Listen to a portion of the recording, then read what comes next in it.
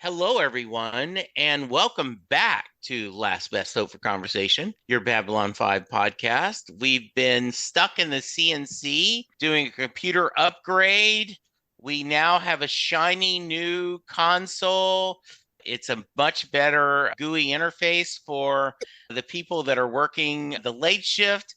But we are back to talk surrender, no retreat. I want to go no retreat, no surrender. Yeah, that's a movie. Yeah, and that is that a Springsteen song?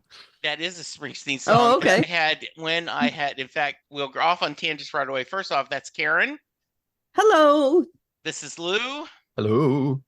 And when I was diagnosed with colon cancer, I would end every tweet, every message with no retreat, no surrender, because Springsteen does have a song called No Surrender. And that's the one where we busted out of class. We learned more in a 3-minute record than we ever learned in school is one of the lines. Right. But anyway, my buddy, who is not a Springsteen fan, bought me that film. I don't know why you keep mentioning this really crappy It's pretty bad film, but I figured you should have a copy, and then I had to explain to him.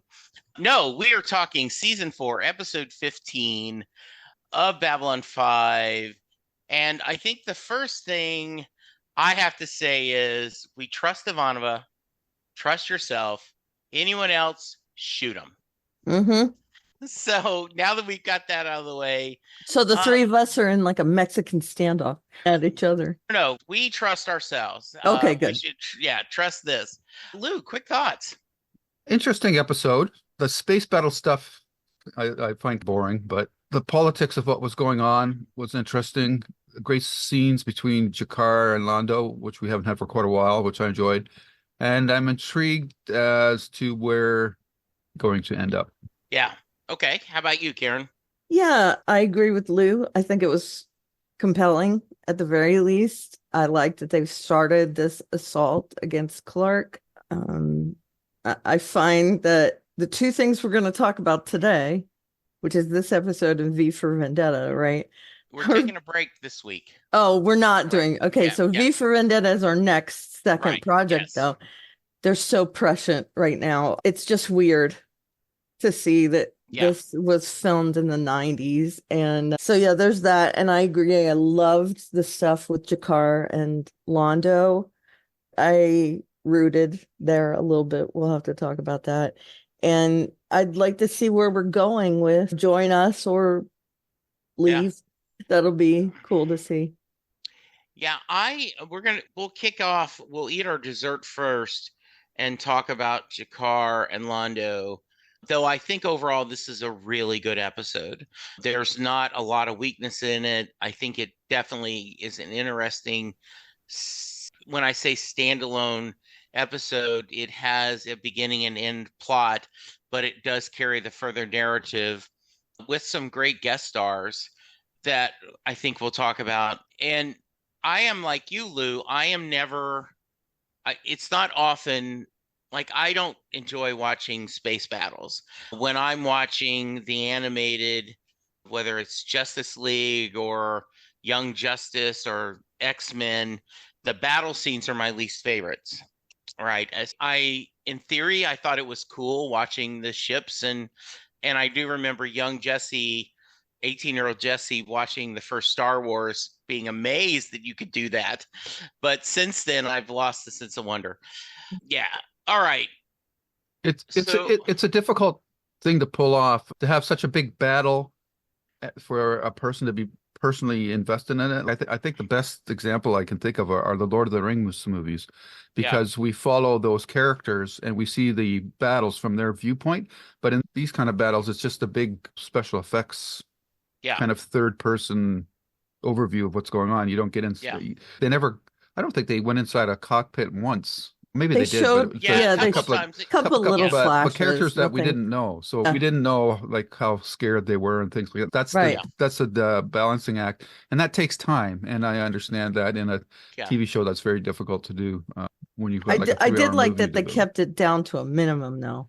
Yes. Yeah, and I think the more interesting, and we'll get to this, but by going to cutting through the bridge of these different ships and focusing on those captains is where the real drama is. Exactly. Even though we didn't really know those characters at all, but that was the most interesting parts. And but for the time period, the special effects looked really good. A technical point of view, it was impressive. Though every time I see the Earth ships, they remind me of the ships from Alien, like the human ships. Yeah, they are. They are like they're much in the second movie. Yeah, in the second they look movie. like freighters more than. Yeah. Everyone's got to get up early because Sheridan's got things to do and doesn't have time to wait. And so they have an emergency meeting of the council that basically says, look, dudes, we're moving on. And you're either for us or against it, as the former President Bush said. And just think, we used to think he was a bad president. Right? Sorry. Side note, he has been on the local sports station multiple times since he's no longer president, and is as a charming an interview and as a great guy as you can imagine. And when you see all the work he's done doing paintings of vets, funny story, people will ask him, you haven't ever painted me. And he always says, I only paint the unattractive people. To kind of to soften the blow. Yeah. So anyway, basically he's saying we're going forward, and what we need you to do is stay out of the way. Do not respond to anything except it's humanitarian aid. And if you want, and we want you to come help protect Babylon 5, and I think there's a little bit of, my son and I call it bad acting when they're all shocking and the extras are all talking to each other. And G'Kar kind of stands up and says a little something, and Londo's just thinking. And then the other thing let's talk about before we get to the other is Veer is still having nightmares, obviously dreaming about what he did. And we can talk all we want about being frustrated. Look, you had to do what you had to do. It still is bothering him. And he and Garibaldi, I think, have a nice little interaction, which we had not seen them interact a lot. And Garibaldi stresses, yes, I love Earth, but I don't want to defend it the way the Sheridan's doing it. Lou, let's start with you because we know Garibaldi's one of your favorites. That thought and the earlier council meeting. Yeah, the council meeting was interesting. The thing that caught my eye, and it's probably a trivial thing, is the fact that Garibaldi Sheridan and Susan were wearing like robes almost, not this time, with their uniforms, as opposed to, so they had these slip-on, I don't know, like cloaks or something. Cardigans? Yeah. So that was, I don't know why. For some reason, that just caught my eye. That made them look more. And I think we've seen them before with that. I don't know if that's their dress uniform or when they have it.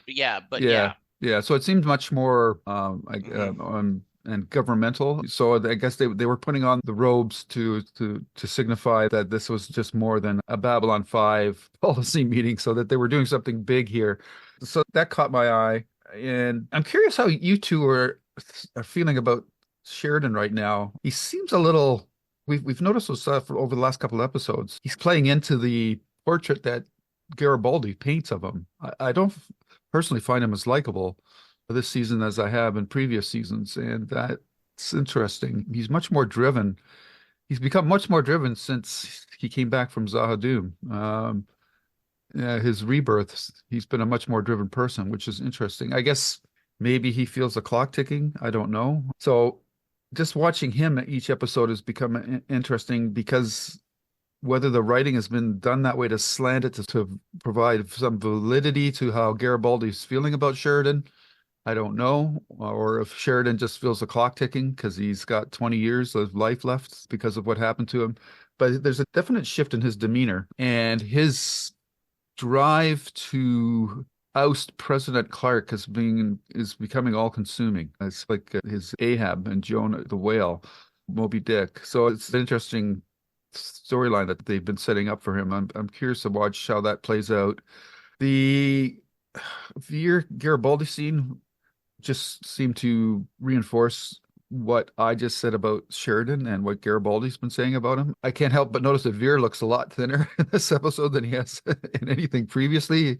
I guess he's losing his appetite too with these nightmares that he's having. So that it was a nice scene though, and yeah, I thought that it was a good setup for setting the table for what came to come to play into the rest of the episode. Karen?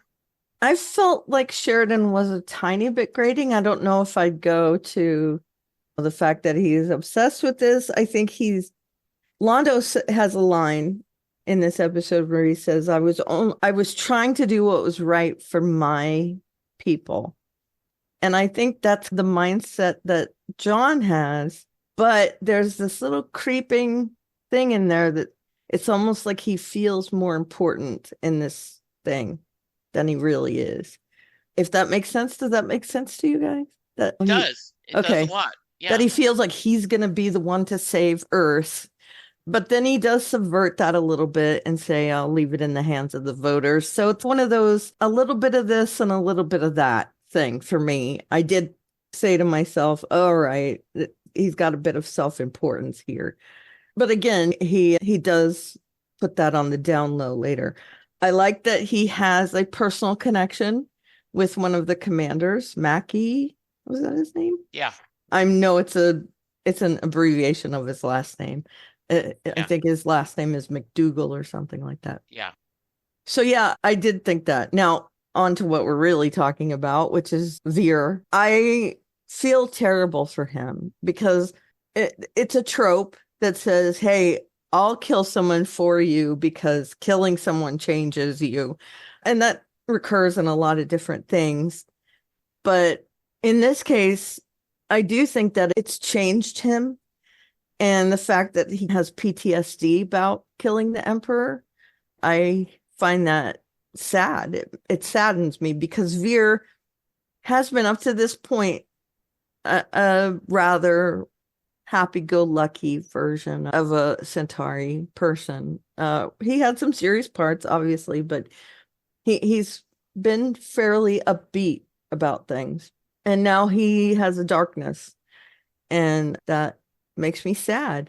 I also liked the interaction between Garibaldi and Veer, where Veer kind of lets some stuff slip, although Garibaldi already has his mind made up as to what he's going to do. So it's not like he gave away stuff that is going to impact what Garibaldi does. I don't know. It might down the line that the fact that he has a little inside info now might come into play. But he can't have been that hurt about it, knowing that he's not part of the command team anymore. He's just a person on the ship now. Why should he have access to that information? And he seems to take it personally that he hasn't been briefed about all. Why would you get briefed about it? And you've already pushed Zach away, who would be probably his inside man for all that. You definitely aren't on the ends with anybody else, with Sheridan or Ivanova. Looks downtrodden when he's talking to Veer a little bit, saying, oh, no, I didn't know about that. While he also has this kind of, no, I didn't know about that. I don't care. I don't know if I'm making any sense, but no, I do seeing that he's come to talk to Londo because Londo and he have a kind of a bond. And I feel like maybe since he's on the outside, he feels a little more in with Londo because Londo's also on the outside of things right now. Yeah. And I'm assuming he's going to Mars because of this dude that he's working for. Yeah, I liked that interaction between him and Veer, and we got a lot of info in that little scene, I think. Yeah, I think, and what you're basically saying is there's a darkness on the edge of the station. Thank you. So, yeah, let's cut to see G'Kar is still writing, and the door rings, and he lets it ring for a while. How does he know it's Londo? Just out of curiosity. It's in there if you do. Veer said I was setting up a meeting. Okay. Yeah, and so he's expecting Londo. He is, yes. And if you, once again, as always, going to Lurker's Guide, JMS did say that yes, it was a scheduled meeting, and that is specifically why he made him wait. Okay. Yeah, and once I read that, and then when I rewatched the episode with hearing Veer say that, I go, okay, that wasn't just, oh, I should have known. He was telling that, so that's good. And I think this was, once again, I think I've told the story before that the two actors went to Joe Stravinsky and said, "Are we doing something wrong?" Because Andre and Peter were like, you aren't on set a lot, but when we're together, you seem to always be on set. And he just said, because I just love watching you two so much. Mm. I just love their dance. Yeah. I love how they immediately start the banter, and then Londo, it's so quickly we get into our trope, our things. And I just think when I watch these, I'm watching it not only from my eyes, but y'all's eyes that said, what could he ever do to redeem himself? He is irredeemable. I don't understand this journey, how this can happen. And since I know what's going to happen, I'm enjoying this. Couple questions. Let's talk about this specifically, the discussion. And when we go to the end, where G'Kar does agree, but not on the same page. Yeah. Like, I'm going to keep some pride, and they share that drink. Give me your thoughts. And Karen, your turn to go first. I would say they don't share a drink. Okay. I think G'Kar, when he comes to the bar and he gets the drink, I think he drinks it saying, I'm not going to drink with you, but I'll drink beside you because we need to have this truce. They don't toast or anything. He's just drinking it. And he does specify not on the same page. And I think he's not doing it for Londo, for his benefit. He's doing it for Sheridan because this is going to help Sheridan. And I think he makes that clear, completely clear, that he is not giving any kind of ground up to Londo, at least in this episode. I loved that he picked up the shot glass and then he pours it back into. I was like, yes. Yeah, the flask. Because Londo coming to him and working out this deal on Centauri, that doesn't make up for anything. That was in his best interest as well. He wasn't doing it for G'Kar. And I think G'Kar is 100% right in doing what he did. I also like that G'Kar just continues to be onto his own things while Londo is talking. He's still writing and looking at stuff. He's not really giving his attention to Londo. And that's saying, you don't deserve my respect, which I love that. That is so G'Kar. And seeing them talk to each other, I can see from each of their points of view what's going on in these two things. And I do think Londo even says, I felt for you like any animal, any caged animal. Hello, you're a dick for saying that right to his face. So yeah, I think Londo needs to adjust because he can see that approach is not getting him anywhere. And again, I have to agree with Lou. It's going to be difficult to see any redeeming qualities in him moving forward because this didn't help his case any, this episode. He's trying for his own purposes to reconcile with G'Kar, but he's not really doing it because he's really sorry for what he did. He's not sorry for what he did. He says, I was doing it for the good of my people. He doesn't see that wasn't really in the good of your people. That was a genocide. And it would be like if Hitler and Netanyahu were in the same room and Hitler raises a glass and expects Netanyahu to. And I understand they didn't interact with each other. I'm just saying points of view. Yeah, obviously they wouldn't reconcile. All right, Lou, your thoughts, and then because I have some other questions. Okay. So I thought the staging of these scenes between these two was fantastic. My initial impression of the scene in G'Kar's quarters was that, or my initial gut reaction was, where is the enlightened G'Kar, the empathetic, enlightened version of this character that we've been seeing all these seasons? But then I thought to myself, especially after their last scene in the bar together, I thought to myself, yeah, he's been enlightened, but this guy went through hell. And for him to be able to take that drink with Londo shows that he's still a human. He can bend over only so far. And I really thought that, Karen, I just loved it when he poured the drink back into the bottle.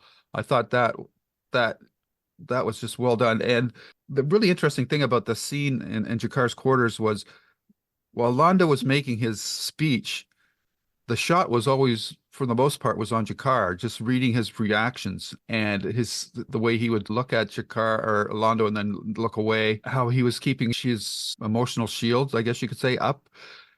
And his eyes, his one eye seemed smaller than the other eye. That was like the pupil. I don't know if that was an intentional effect or if that's just something with the actor that he's had that I never noticed before.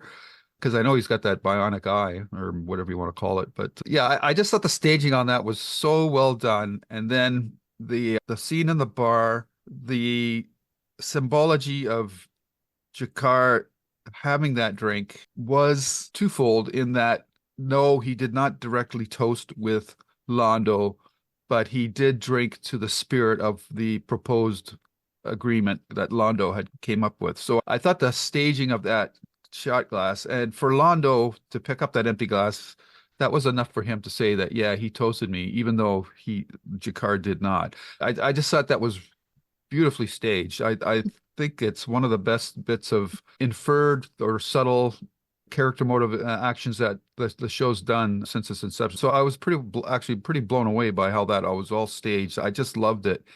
And I guess, Jesse, you started off with this particular part of the episode by saying that you were wondering how Londo could be redeemed.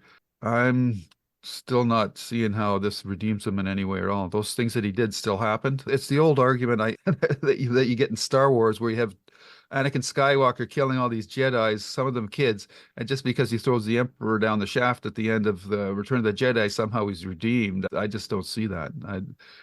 That doesn't clean the slate or balance the scales. Those crimes, those sins are still there, and there's no way that those could be redeemed. So maybe I'm just a shallow, spiteful person. So a couple of things that I love that Londo is not used to having to ask for things. He tells people out of things, and he doesn't acknowledge anything, the Great Centauri Republic. And so he's not used to being humble and asking for something outside of himself, much less for someone who he knows he's wronged. And I think it takes a great effort with his ego to say, it's been a rough couple of years for both of us, more for you, right? Yeah. Oh, yeah. I was chained. I've lost an eye. My world's been destroyed. And no, yeah, you lost somebody that you may have wanted to love, and when you've had to bring down your emperor. But yeah, we've both been some stuff. I just think that was really well done. Yeah, he has no empathy. I think he understands what sympathy is, but he's never understood empathy. And I think this is uncomfortable for him that he is trying to do that. I think he is trying to do the right thing. I'm going to get something absolutely wrong. But I do want to add that Londo's speech in that scene was prime Londo trying to smooth the waters, manipulate G'Kar. That was he was working it. Like his speech was really well done. But yeah, the hole that's been dug between them is too deep. So as we're recording this, it's the first part of April, and a NFL player named Rashee Rice was involved was in a wreck, and there were 4 people were injured, and multiple vehicles And after the fact, the film showed it was very clearly him.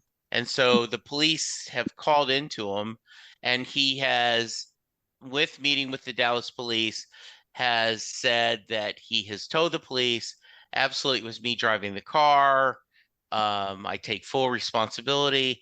And there's been a lot of locally about, look at it, boy, he's taking responsibility. And but don't forget, he was the one that was involved in the wreck to begin with. He was driving a Lamborghini at high speeds. And by the way, he didn't stop and try to take something, help someone, this 23-year-old, he kept going. So we discussed, yes, and let's forget for the moment that they know who he is and he had no other choice. But since he has been held accountable, he has done everything correctly. So I think the difference, right? Londo, since he has now made this deal, is trying to do things correctly. You can never undo what you did before, but you can only be judged what you've gone through forward, right? That is, when I knew better, I did better. So I get that you guys haven't found him yet, and you guys may never. But I think it's interesting to watch this character try to do better. Yeah. He's interesting, definitely. Yeah, that's a good example, Jesse. The counterpoint to that would be that this football player made one bad decision at a certain span of time, whereas Londo has done something that has spanned years, and he had multiple chances along the way to reverse himself. Veer was on his tail constantly to change his mind, and he kept on going straight ahead. So that would be my counterpoint to your example. Oh, and I am certainly not arguing you guys. He's done enough, and I don't even know if he will ever do enough for you guys. But I love the idea that we are seeing this character try to change, and he is uncomfortable with this change, right? Yeah, definitely one of the highlights of the episode to me is their interactions. And I love all heavy likes and emotions that G'Kar is not making it easy for him. Me too. Right? Yeah, it should not be that one, I may forgive, but I won't forget. I don't even know if it's that soon to forgive. Or ever. Yeah, exactly. As far as Lou and I are concerned. Yeah, really well done. I find it interesting you bring up Rishi Rice and his accident. That some of the headlines are, he might face jail time. If it was someone not in the public eye, he'd already be under arrest. And the only reason why he copped to the accident is because there's evidence about it, as far as I'm concerned. So did anybody die in this accident? Or No. Oh, okay. He's lucky. Still 6 cars. Yeah. He's lucky. Yeah. Yeah, and he is lucky. Yeah, and it's I thought, and in the middle of reading another crime novel, and one of the very beginning scenes is a couple are driving their RV. There's a lightning storm. Lightning hits near the RV. They're distracted. They look up. There's someone in the road. They hit them, and they end up killing him. And the detectives there is saying, what do you do? And they stopped immediately. They pulled off the side of the road. They called help. They stayed there. Oh my God, what we could do. The idea of that's someone that you understand that when you say mistakes happen, absolutely they can, and they can be tragic. So anyway, yeah, exactly. So I do think it's interesting because obviously Stephen First was losing weight for other reasons, but it does play well that it shows a different side of Veer. Yep. All right. So John's decided that we're going to go and we're going to free the world, right? We're going to free the colony world and whatever we've got to do. And I love the story of these captains. Some of them he knew, some of them he didn't. And he's talking to the ones he knows, and both actors who play the one that ends up going on, spoilers, one of them goes on Sheridan's side, one of them gets arrested, are both really well-known actors, great character actors. Ken Jenkins is the guy from, Chris walked by and went, oh, what's the doctor show, the comedy? Scrubs. Yeah, Scrubs. Oh, Scrubs. He plays Kelso in that. Yeah. I love that. I never watched that. And he is not that different of a character in Scrubs, to be honest. Yeah. And Richard Gant, I've known him just recently. He played the grandfather in the new version of The Wonder Years. Just a great character actor. He always plays Army guys. I think he was even in a couple of Star Trek, maybe movies or Next Generation episodes as an admiral or something like that. I can't remember. Yeah. And his face is very familiar. Yeah. Yeah. And one of the scenes when he's talking to John, you cut that being very slow, like you're cutting that, you're really doing. So John gives them every chance to make the right decision, right? And talks about you can't follow illegal orders. What they're asking you to do is not right. And this is not the Earth Force you signed up to support. I think, Lou, it's your turn to go first. Give me your thoughts on this whole battle and the discussion of going back and forth. And I love the dynamics we see. I knew you wanted a promotion, but I didn't know how bad you wanted it. So let's go. Anywhere you want to go on this. Yeah, it's too bad that these captains hadn't been established somewhere earlier in the show so that we had sort of some connection to them.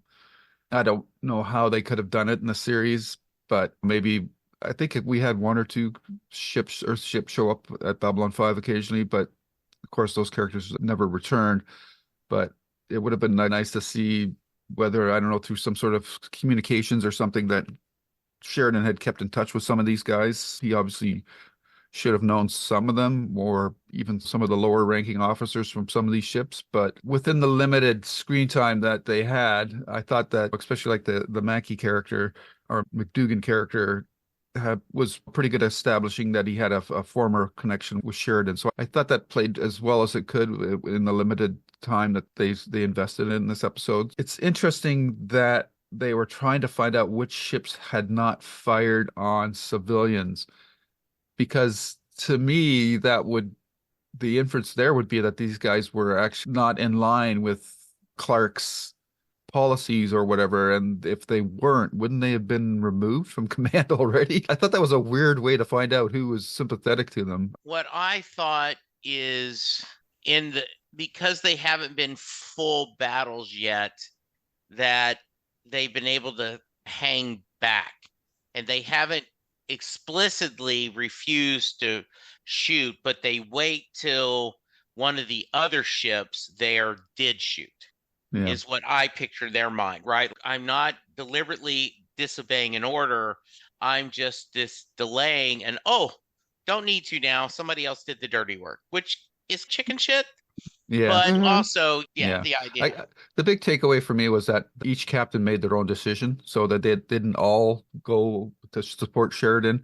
One of the ships decided to stay back. The other one, where the captain had been removed from a command, that commander was going to take the ship back to Earth, I believe. Yes. No. Or for court-martialing or whatever.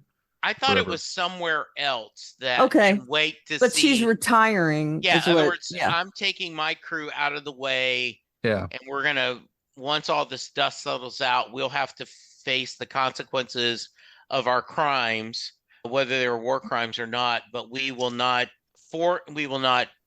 support you or defend. We're not going to defend Earth. We won't attack Earth. Yeah, going to Beta 9 for repairs. Yeah.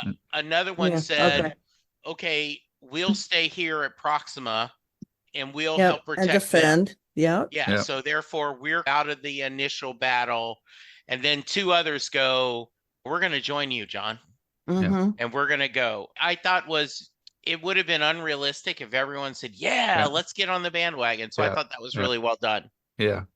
I'm just curious to know how big the Earth fleet is. Like, how many ships do they have? Like, this is just one particular class of ship, interestingly called the Omega class, the Alpha and Omega. Yeah. Does that mean they're never going to have any ships after this one? I find that hard to believe. Yeah. So that's an interesting name. But Yeah, I like the fact that there wasn't a unanimous decision by all the captains and they were each going to do their own thing. Yeah, and on the limited time that those screen time that those characters had, I thought they did the best that they could. And that character actor that played McDougan, Yeah. Gant, Richard Gant. Gant. Yeah, I thought he did a good job. Yeah. Yeah. So I want to get your thoughts, Karen. One of the actors, and I can't figure, I actually took a picture. One of the captains that after the battle ends, they all show up at Sheridan's White Star to have a discussion. She almost looks like Katie Couric or something, and she looks familiar. The actress looks familiar, but I could not find her anywhere in the credits, nor could I find out who she was. But she had no lines, but she looked familiar, and I will actually post the picture and cut this out, Lou, because this is certainly not interesting. And I'll see if either one of you guys know who she is. All right, I don't. Karen. Okay. Do you know who you're talking about? Yeah. Same like the captain of the one ship. Yeah. The Asian Eastern yes guy. He didn't have any lines either, but yeah. Yeah, I agree. She kind of got the short shrift because she was like hey, I guess she'll be doing this and I will too. I appreciate also what Lou said, definitely, that they all took their own path, which is realistic to me, instead of them all getting on the bandwagon, which would be completely unrealistic in a real life setting. They would free from their ties at this point because things have fallen on Proxima, near Proxima. They're free from that assignment. And so for them to make their own decisions makes a lot of sense to me. That now, where do we go from here? We'll discuss it, but I don't think I want to throw myself in here. And I would hope also that they would ask at least part of their crew. I was thinking the same thing. Like, the captain is deciding for their crew. What if there are people that are wearing the red baseball caps and thinking, no, right, we need to support President Clark? Yeah, I would think that McDougal, for one, he's the one that wanted to join the fight with Sheridan. Yeah. He is committing his entire crew to that. Yeah. And I would hope there weren't any other Philbys, who is the guy who tried to take him out of commission. But I again, that's behind the scenes. Who cares? Yeah. We just know that McDougan is going to take up with John. And I think part of why I connected with those characters, or at least understood them, is because of that quick personal connection that John had to McDougan, which kind of makes me feel like, okay, he's a good guy. And the other guy who immediately is abrasive, I see where he is coming from as well. Yeah. And I think they did that well. That, hey, we don't have to have these people in 10 episodes for you to get where they're coming from. Again, I would have liked to see them previously, but I think they did a good job in how they made us understand what they're all about. And I do agree that it would have been really, because the actor who was in Animal House, right? He was earlier last season, was it, that he was somewhere, he helped Sheridan? I think if you could have had a chance, you could have, and once again, it's a limit on money and time, but if you had these ships stopping by Babylon 5 for refueling or supplies, but especially McDougan, would have been something we could tie back. But again, I get it. It's hard to have a premonition about, hey, we're going to put this guy in 2 seasons from now, so let's drop him in here. And I thought the actress who plays the second in command for the Captain Hall, right? Yeah. I thought she was really well done too.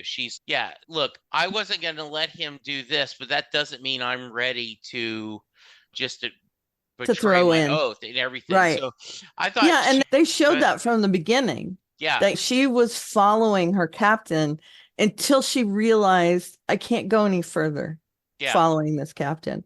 So I can see where she doesn't want to really get involved. Yeah. She is used to following orders. She doesn't want to get into this whole thing where she's like a rebel.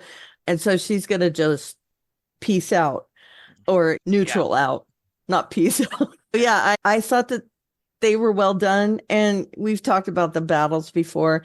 I do think that they kept those down to a minimum, which I very much appreciated, because like you guys, I'm overseeing battle scenes. Yeah. I agree with you. Star Wars was so exciting when it happened. Oh yeah, let's root for the good guys. Let's watch Wedge get into battle. And in this case, I was just like, okay, get over it. I want to see what is really going on. I like that they focused on the politics of that skirmish more than the actual fight scenes. I wouldn't say I enjoyed it. I think it was realistic that they actually destroyed one of those ships. And John saying, get to the life pods, get to the life pods. I thought that had a bit of weight to it as well, where it's showing that he's not heartless in all this. He doesn't want to destroy that ship, but again, no, he doesn't really have a choice in the matter. So I think it was well done. Again, I do think that they had to show some fight scenes, so we get a little bit of that. And it's hard for me to identify with those pilots that are going into the fray on Sheridan's behalf, because we just don't know any of them. And they show the cockpit where the fighter pilots, oh my God, I'm going to die. Who cares? As far as I'm concerned, I don't know those guys. And again, I give you the example of Wedge from Star Wars, where we knew him. And even though he wasn't a main character, we sympathized with him in battle. So yeah, there's all that. I'm sorry, I went into a lot of stuff that wasn't interesting. That's perfect. Yeah, so I also thought of that. In fact, in my notes, I wrote, John gives the Earth ships every chance. Right? He gives them every chance, and does seem honestly sad when they destroyed this. And one of the comments back when this first happened is someone posted online, why didn't you just have a fleet of White Stars destroying everything? And the idea is, JMS said, we aren't trying to slaughter everyone. This is, you're against your own people. And this is a civil war in every chance. And he is not wanting to do that. He knows that in this case, it's ultimately Clark. We need to do this. Any other thoughts? We get Garibaldi leaving. Says he's never, too bad they didn't have Zach there. Why did they have a no-name character? I was like, where's Zach? This should be Garibaldi and Zach. Like, weird. Yeah, I think because it would have been a little bit more, I think that would have given a little more poignancy. Yep. To, okay, when are we going to come back? And he's, nope, I'm not. I'm always struck how little luggage you carry, right? Yeah. Like, travel. Well, he's already dropped it off, right? Yeah, travel fast. Yeah, I guess that's just his carry-on. Yeah. I could argue a little bit the other way too, that it's the fact that he's leaving it, but no one that we know is there to see him off, is driving home how isolated he's become from everybody. Yes. But I was going like, why isn't Zach here? Like, why do you have this no-name character say it? And when are you coming back? And never. Like, that line would have worked so much better if it had been Zach or something like that. But in a way, you could say it shows how isolated he's become from everybody too. So I can argue both sides, but I would have liked to have seen a character that he knew seeing him off. But yeah. All right. Anything else we need to discuss on this one? I had a couple little things. Hold on. Please. Number one, welcome back to Corwin. Yeah, Corwin did the scene. Yep. Yeah, he was in the main credits last season, and now he is co-starring. Which, how sad is that? I wondered, because he does give a side eye to someone after Ivanova gives her orders, and I'm like, okay, is he on the side, the good side? I'm hoping it's just I read it more of as, there's Commander Ivanova again. Yeah. Don't get in her way. Yeah, okay, good. Scary. Yeah, I do like that he called out the fact that they painted the B5 logos on the ship. Agreed. Yeah. That was a good drop in as well. Yeah. We got some Marcus, which we haven't mentioned. I like that he is the go-between for all this. Yeah. He is not only is he like a, what do you call it? It's not ambassador, but a connection. Yes, a liaison between Mars and Babylon 5. He's also got an in with Proxima, which I like. He talks to Proxima and gets information about what's happening. I hope that they do go down to Proxima and make sure that those forces on the ground are taken care of. Yeah. Which I'm assuming is what happens. I like that we're still being reminded that John isn't really in command of the White Stars because Marcus is the only one who can talk in the Minbari language to them, which I find amusing that John hasn't even learned any commands. He's whatever, I'll just do my thing. Ivanova has tried to learn some of the language. That shows a little difference between Ivanova and Sheridan as well. I did think it was odd that we just had a no-name dude there with Garibaldi at the end. Yeah. I also thought that he's behaving in character for the Garibaldi after his captivity. But this isn't the Garibaldi that we had before then, because he's like, yeah, I've got friends in high places. I don't care what Sheridan's doing. And normally he would be a bit of a patriot. But yeah, there's that. Corwin, we got a bit of Marcus, which is always welcome for me. Yeah, I did have IMDb had this exchange, which I loved, where John says the hostiles may be splitting up so they can be with both groups to keep them in line. And Marcus, unless they're all hostile, and some are just more hostile than others. And Sheridan, thank you for that ray of sunshine, Marcus. Next time I feel the need to be depressed, I'll remember to give you a call. And again, that kind of, in a very small way, shows how compatible Marcus is with Ivanova, because they're both that, hey, don't get too up in yourself. There's some downside to this. Yeah. And we also got Ivanova at the end broadcasting. Yes. For the voice of the rebellion or whatever, which I think that's cool. I also enjoyed the beginning where he says, enough is enough. Yeah. That was also very powerful. So there's just some little things I wanted to mention. Good. Anything else for you, Lou? Yeah, I would have appreciated if they would have highlighted what the history of Proxima III was, because I was going, okay, why this particular system? Why are they going there? What's the strategic value of it? Like this first planet that Earth colonized after Mars, or I don't really know, and I still don't know what the importance of that planet was without having to go look it up, which I haven't done yet. So that would have been helpful. And did Garibaldi ever actually meet with Londo? I don't remember. No, I don't think so. No. So that was weird. What did he want to meet with him for? I think I think he was going to, because he had some business he talked about. Yeah. But I think it was mostly just an excuse to show that he gave him a chance to talk about it.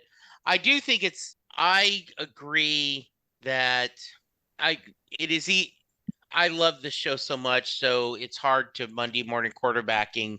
But by this time, there should have been a G'Kar Garibaldi scene.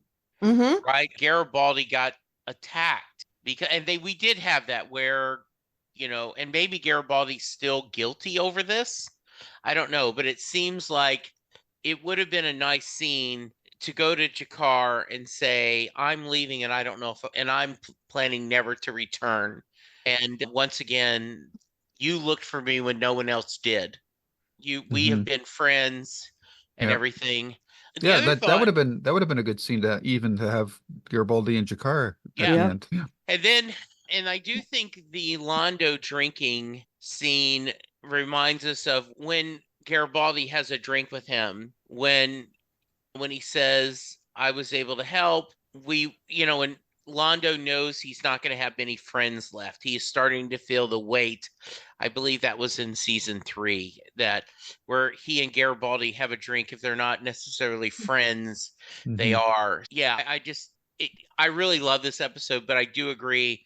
There's things that if there was more time, this would have been a little touch that I would have liked to see. Yeah, this almost could have been a two-parter in some certain respects. Absolutely. Yeah. All right. I just looked up Proxima III. Yeah. And even reading it, I'm like, okay, what is the importance of this? It had a jump gate nearby. It was the first out of system colony. Okay. Okay, so that's the I guess that was why, but why it had so much importance, I don't know. Yeah. Maybe because it's the oldest Earth colony. Out of system Earth colony. Yeah. I'm assuming Mars was before then. Yeah, but I think that was the first. Yeah. Yeah. Okay, good.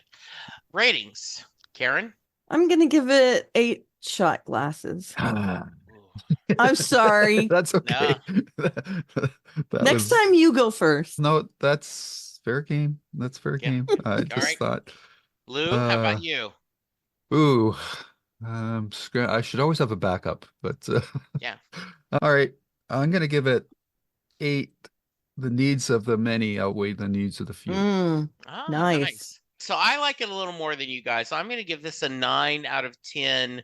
Hairs being split very thin. Very good. Yep. Yeah, and the P5 that was a nice line too. That was that they are very thin, and I love the way he delivered that, where she's gonna do this, they're gonna do this, and as far as him, he wants to join in, and so do I. You know, it's like holding the surprise, right? Like I've got my poker face, and then I've got to give that. So yeah, again, that kind of shows that McDougan and Sheridan have that kind of relationship. So yeah, the P5 rating on Lurkers is 9.16. One of the things I did not mention, that No Surrender, No Retreat is the season title every season, and so this is that's a hint that if the episode title is the same as the season title, it's a significant one. And so I'm glad you guys enjoyed it. And I think maybe our score represents the fact that we aren't seeing ahead. Yeah. Whereas you're tying it into things that happen later on. That's just my point of view. We got one email. We did. So you want to share? Sure. It's from David. Hi, David. So we start this out with a very martial feel with the drums, war room busy, a grim-faced Sheridan striding down the corridor, Starfleet launches, etc. We then see the Babylon 5 Council hurriedly meeting to ask that all of the alien governments refrain from joining Earth's side in the coming fight. Question. I know that Delenn and Lanier were on Minbari concluding their civil war, but didn't they have any staff to at least represent the Minbari? Yeah. Who's there from them? Okay. At least someone to take down notes. Also notice how G'Kar never even acknowledged Londo's presence as he entered the chamber. We then see Marcus barreling down the corridor, all but knocking everyone down in the way. He's got a data crystal with all of the ship's information besieging Proxima III. Looks like a pretty tough nut to crack until he mentions the name of Captain McDougan of the Vesta, which for some reason perks Sheridan up. He then chats with Franklin about the status of the Teepsicles. Oh, we didn't talk about this. He asks Franklin, okay, remember all the telepaths that were used in the shadows that are in cryogenics? What's the status on them? Start waking them up. Yeah. Teepsicles, though, that's funny. Is that something that they called them? No, I think that's just David. David, and I think well done, David. Yeah, that's cool. He wants them available soon. What is his plan for them? What is his connection with McDougan? We get a short interaction with Vera and Garibaldi, and then the real fun begins. We got an amazing scene between Londo and G'Kar. Londo admits to making mistakes, that almost destroyed both Centauri Prime and Narn, but it wasn't easy for him. G'Kar is peeved by this, understandably, since he and the Narns got the worst of it, but Londo has convinced his government to support Sheridan and wants the Narn to do the same. He proposes they share a drink, and in a crushing moment, we see G'Kar pour the drink back into the flask. Did he really think that G'Kar would go for that? Maybe a straight out apology might have worked better. Meanwhile, the attack on Proxima starts. We meet the Earth Force commander, and it's Dr. Bob Kelso. Here he's a 100% Clark man called Hall. He thinks he has the situation well under control until Sheridan delivers the ultimatum. They can surrender, leave, or continue to follow Clark's illegal orders. Only McDougan answers, stating his ship has done nothing illegal. Sheridan and he go back to academy days. They have a good discussion in military ethics. At one point, does just following orders make you responsible for war crimes? Having heard all this, Hall orders his ships to attack, and Mackie flat out refuses. Enraged, Hall orders Mackie relieved of his command, literally at gunpoint. Eventually, 3 of the EA ships join Sheridan, including Mackie. His crew dragged the new captain off, kicking and screaming. Another bugs out. Another gets destroyed by a damaged White Star, leaving Captain Hall alone in his heavily damaged ship, contemplating. Gatajimarang, his second in command, has a healthier survival instinct and throws him off the bridge.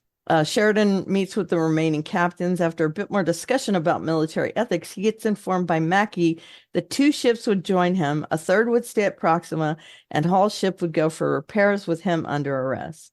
Cross my heart and hope to die. Question: what happened to the ground forces that were attacking the colony? Ooh, I brought that up. Yes, you did. Did they surrender too? Meanwhile, Londo is dejectedly sitting at the bar, drowning his sorrows, when, to his shock, he is joined by G'Kar, who drinks a shot of Welch's grape juice before announcing he would sign on to Londo's plan.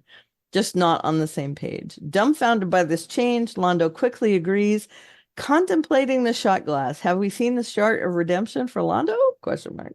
Finally, we see Ivanova. Yeah, no. Lou's shaking his head no. I tend to agree. No, yes. Yeah. Finally, we see Ivanova broadcasting the news of the victory as Garibaldi is leaving the station. Interesting that he's now going to Mars. Earlier, he was doing some business with the Centauri. The thing is, he's not coming back. Will we ever find out what actually happened to him? I'm assuming yes. Join us next week when we see one of our heroes meet up with the FBI. ...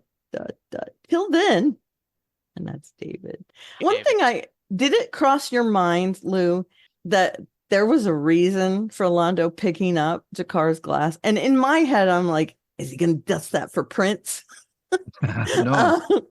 Yeah, I know that's not what's happening, but it's a testament to things that happen in today's dramas that when someone picks up something that someone has drank out of, they're actually doing it for a reason. I agree with David. He was just contemplating it. So yeah, same here. Yeah. So thank you, David. Yeah, thank you, David. That was great. And yes, I kept then in form of my other podcast, the John Hyatt. I'm listening to John Hyatt's cover of I Spy for the FB. Yes, you guys can probably figure out what that comment is about if you guys think just a little bit based on what next week we've got another good one. And is there we were delayed, we had technical difficulties, but did we get any updates on our YouTube channel? Yes, we did, and I apologize to everyone out there that wondering why it was taking so long for the next episode to get up. But as we said off the top of the episode, my computer died on me, so I had to rebuild it. Anyhow, we had a couple here, Texas, and this is for Moments of Transition, episode 14.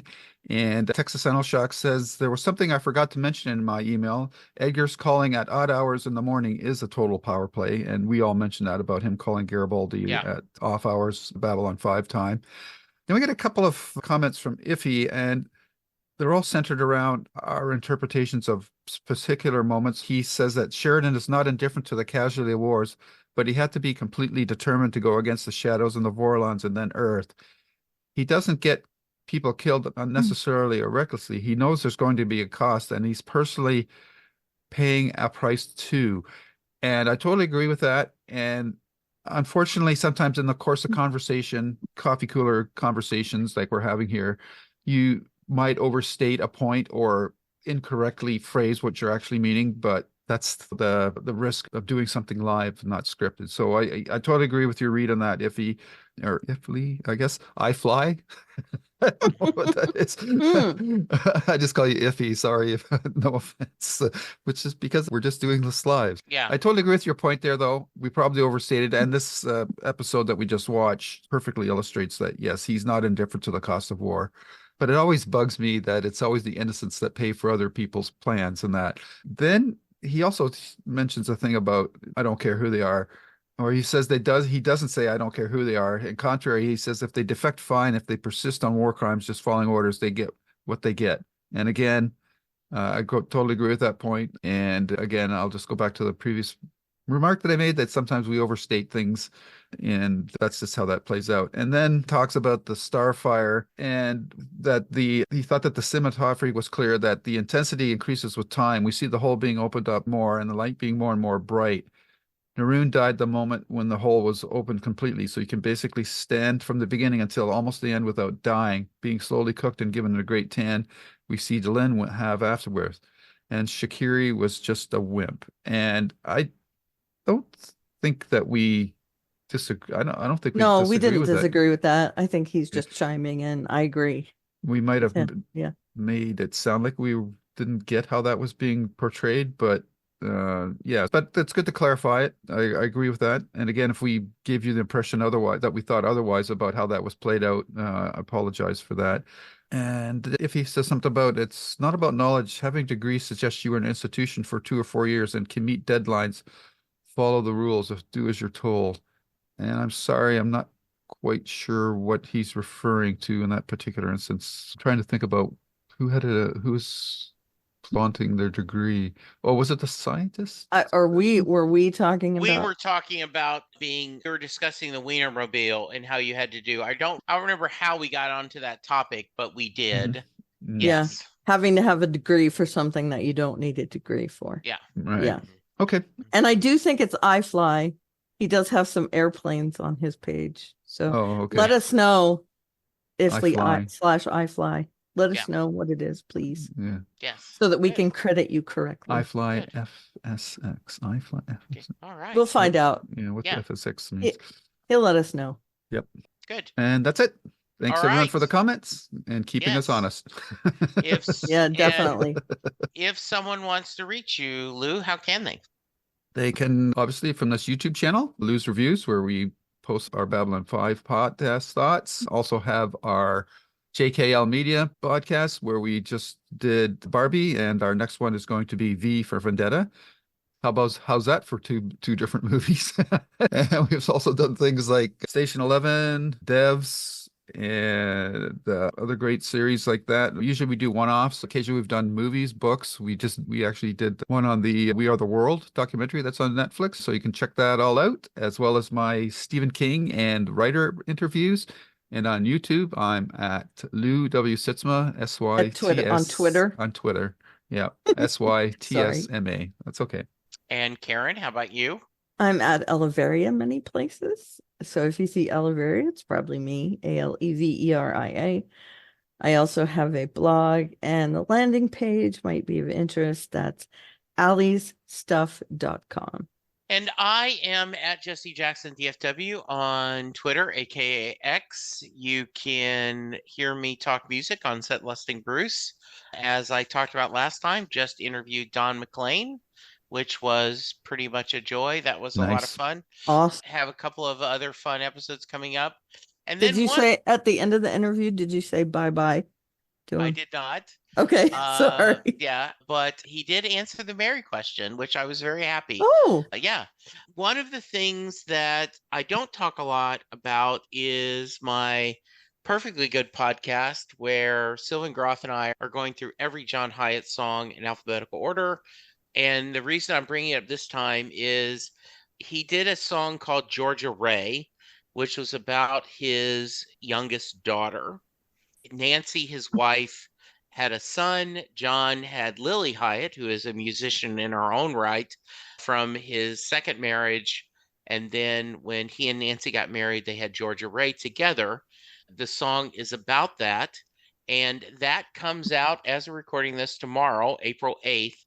And Nancy Hyatt, John's wife, actually joins us on the episode to talk about what was going on in their lives, that what in the lyrics were based on their life, and we discussed Georgia Ray, and that was a joy. That's awesome. So cool. So yes, if you get a chance to listen to that one, it's a great song, and two, it's really interesting to hear the artist's wife and the mother of the subject of the song talk about it. Check that out. I think that's it. We'll be back next week. Any final thoughts, Lou, Karen? Nope. I think that's it. All right. I think so too. All right. So everyone, be safe, be kind, and we'll talk soon. Goodbye. Bye. Bye-bye. And see.